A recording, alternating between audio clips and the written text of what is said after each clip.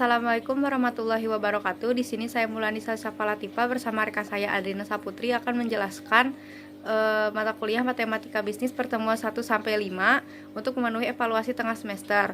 Yang pertama saya akan menjelaskan pangkat dan akar. Ada pangkat, yaitu ada kaidah pemangkatan yang bisa dilihat di slide berikut ini. Yang selanjutnya ada juga bilangan berpangkat negatif adalah balikan penggali multi-level inverse, yaitu bilangan ada di contoh. Yang selanjutnya ada bilangan berpangkat pecahan adalah akar dari bilangan itu sendiri. Bisa dijelaskan yaitu X pangkat A per B contohnya. Ada juga 3 pangkat 2 per 5. Yang selanjutnya ada bilangan pecahan berpangkat adalah hasil dari suku-suku berpangkatnya, yaitu contohnya 3 per 5 pangkat 2 sama dengan itu tuh disatu-satuin jadi 3 pangkat 2 sama 5 pangkat 2 sama dengan 9 2 per 5. Yang selanjutnya bilangan dipangkatkan lagi adalah bilangan yang hasil kalinya dipangkat-pangkatkan, yaitu 3 pangkat 2 dikali lagi pangkat 4 sama dengan 3 pangkat 8. Yang selanjutnya ada kaidah perkalian bilangan berpangkat. Contohnya hasil kali bilangan berpangkat yang basisnya sama. Contohnya ada 3 pangkat 2 dikali 3 pangkat 4 sama dengan 3 pangkat 2 tambah 4. Jadi pangkatnya ditambahkan. Yang selanjutnya ada kaidah pembagian bilangan berpangkat, yaitu contohnya 3 pangkat 2 ditambah 3 pangkat 4 sama dengan 3 pangkat 2 dikurangi 4. Kalau bagi itu dikurang. Yang selanjutnya ada akar. Akar merupakan bentuk lain untuk menyatakan bilangan berpangkat. Berdasarkan konsep pemangkatan, kita juga mengetahui adapun secara umum akar pangkat M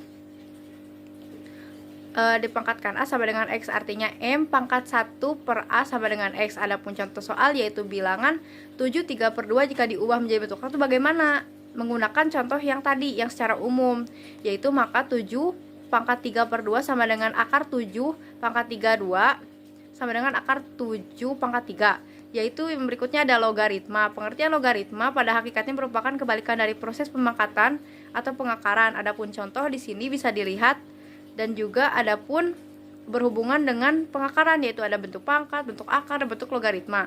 Yang kedua ada kaidah-kaidah logaritma, yaitu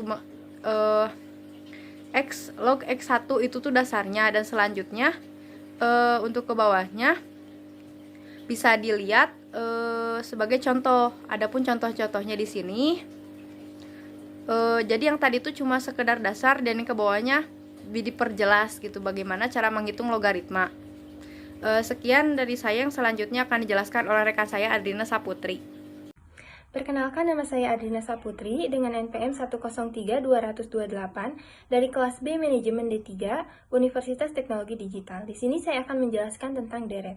Deret ialah rangkaian bilangan yang tersusun secara teratur dan memenuhi kaidah-kaidah tertentu.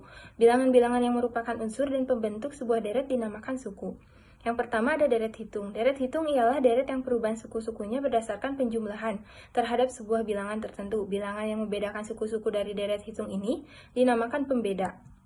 Lalu ada deret ukur. Deret ukur ialah deret yang perubahan suku-sukunya berdasarkan perkalian terhadap sebuah bilangan tertentu. Bilangan yang membedakan suku-suku sebuah deret ukur dinamakan pengganda. Lalu penerapan ekonomi. Di bidang bisnis dan ekonomi, teori atau prinsip-prinsip deret sering diterapkan dalam kasus-kasus yang menyangkut perkembangan dan pertumbuhan. Contoh soalnya, tabungan seorang mahasiswa akan menjadi sebesar 532.400 dalam 3 tahun yang akan datang. Jika tingkat bunga bank yang berlaku 10% per tahun, berapa tabungan mahasiswa tersebut pada saat sekarang ini? Lalu ada F, 532.400, N-nya 3, dan I-nya 10% atau 0,1. Jadi besarnya tabungan sekarang adalah 400. Lalu ada hubungan linier.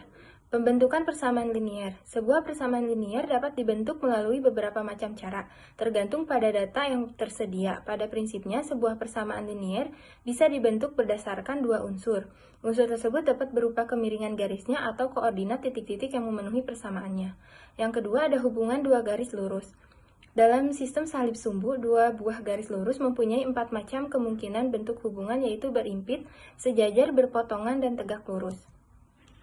Pencarian akar-akar persamaan linier. Mencari akar-akar persamaan maksudnya ialah menghitung besarnya nilai variabel di dalam persamaan yang bersangkutan. Dengan perkataan lain, menghitung harga dari bilangan tak diketahui.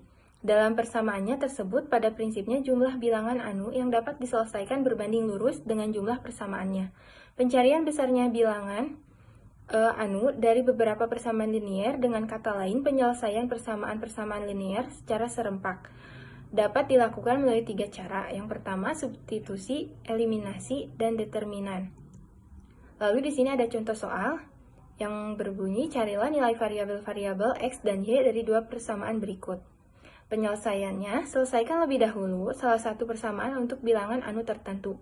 Dalam hal ini, mengingat pertimbangan praktis, kita selesaikan lebih dahulu persamaan kedua untuk variabel X, diperoleh X 23 min 4Y.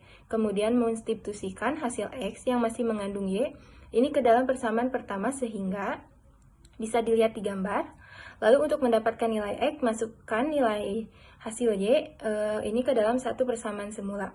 Lalu jadi akar-akar persamaan tersebut adalah X sama dengan 3 dan Y sama dengan 5. Sekian presentasi dari kami. Mohon maaf apabila masih banyak kesalahan. Wassalamualaikum warahmatullahi wabarakatuh.